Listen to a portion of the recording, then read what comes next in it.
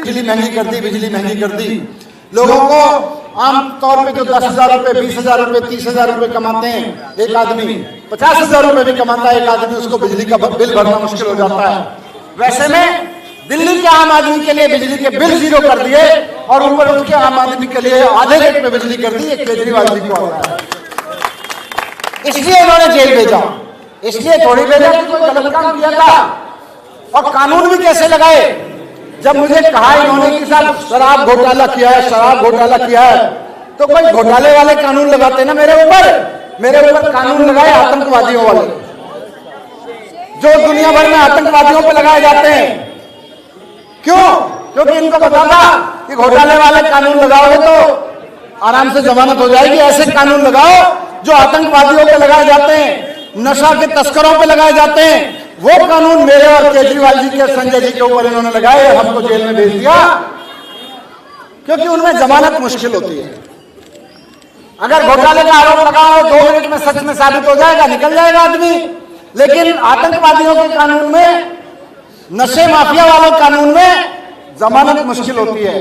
अगर झूठा केस लगाओगे तो जब कोर्ट में जाके केस तो खारिज हो जाएगा 2 साल बाद, 4 साल बाद, लेकिन आदमी 2 महीने बाद जमानत मांगने जाएगा तो जमानत नहीं मिलती। मैं आतंकवादी हूं क्या? मैं नशे का तस्कर हूं क्या? मेरे ऊपर, केजरीवाल जी के ऊपर आप ऐसे आरोप लगा रहे हो, लेकिन लगाए इन्होंने। इनके पास सत्ता है, ईडी है, सीबीआई है, कुछ भी दुरुपयोग कर सकते हैं। तो इन आतंकवादियों के कानून मेरे ऊपर लगा के इन्होंने मुझको जेल भेजा। इसलिए थोड़ा समय लगा, लेकिन जब समय लगा मैंने भगवान से पूछा कि इतना समय क्यों लग रहा है। भगवान ने कहा थोड़ी और तपस्या कर। मैंने कहा तपस्या कर लेते हैं, बाहर भाई लड़ रहे हैं, हम अंदर लड़ लेंगे, कोई झंझट नहीं।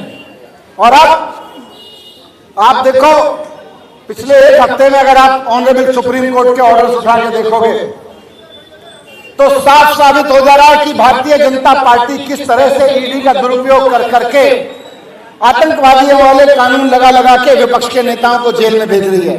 अब तो सुप्रीम कोर्ट ने धमकाना शुरू कर दिया ईडी को कि तुम कर क्या रहे हो। किसी को भी उठा के जेल में डाल देते हो, किसी से भी कुछ बयान ले लेते हो, उसके बाद उसके बयान के आधार पर डाल देते हो।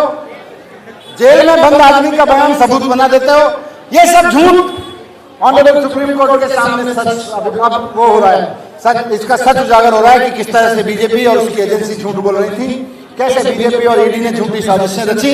अब तो मामला कोर्ट में है, मैं इस पर ज्यादा नहीं कहूंगा, लेकिन फिर भी मुझे फक्र है आज अपनी ईमानदारी पे, केजरीवाल जी की ईमानदारी पे, रामनिवास गोयल जी और सारे आप सब लोगों की ईमानदारी पे, और मुझे फक्र है अपनी सरकार के काम पे और केजरीवाल जी के विजन पे, केजरीवाल जी की दूरदृष्टि पे।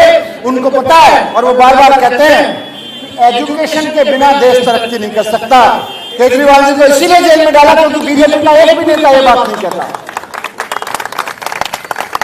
बीजेपी का एक भी नेता इस पे काम नहीं कर रहा। कोई मुख्यमंत्री देख लो, इधर उधर की बात करते रहेंगे, कोई बुलडोजर चल रहा है, कोई कुछ कर रहा है, कोई कुछ कर रहा है, लेकिन स्कूल कोई नहीं बनवा रहा है। स्कूल केवल केजरीवाल जी बनवा रहे हैं, बिजली के दाम केवल केजरीवाल जी सस्ते कर रहे हैं, अस्पताल केवल केजरीवाल जी बनवा रहे हैं। केवल और केवल केजरीवाल जी के पास में हमारी और आपकी समस्याओं का समाधान है। ये बीजेपी वाले तो ऐसे ही करते रहेंगे। तो मैं आपको धन्यवाद देता हूं इस लड़ाई में इकट्ठे होकर खड़े रहने के लिए। बहुत लंबी लड़ाई लड़ी आप सब लोगों ने, मुझे अच्छा लगा। बाहर आया तो और अच्छा लगा। केजरीवाल जी भी बहुत जल्द बाहर आ जाएंगे, तो बस मान के चलो हफ्ते 1.5 हफ्ते का मसला है। केजरीवाल जी भी हम सबके बीच में बाहर आएंगे और यहीं से बाहर के कहेंगे कि बीजेपी वालों तुम्हारी सारी साजिशें नाकाम हो गई एक सच्चे आदमी के सामने।